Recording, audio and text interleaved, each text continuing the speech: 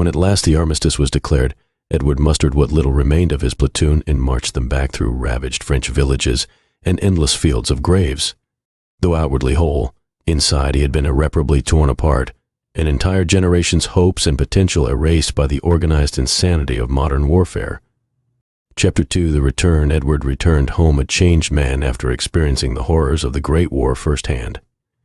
Though physically unscathed, his youthful idealism and sense of wonder had been shattered by the industrial-scale slaughter he witnessed on the Western Front. For months after the armistice, Edward remained haunted by memories of the Somme, the incessant artillery bombardments, endless waves of young men charging into withering machine gun fire, fields of corpses left to rot under the blazing French sun.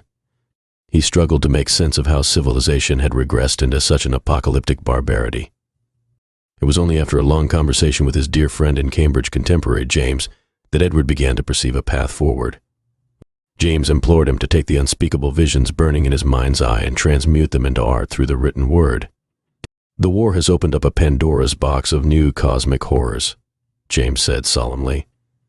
"As writers, it is our calling to wrestle with these existential nightmares and alchemize them into something revelatory for the age."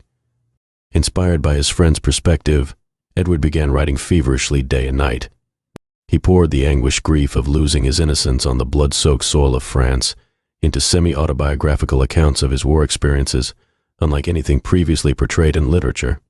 But Edward's ambitions quickly outstripped simply recreating the realism he had survived.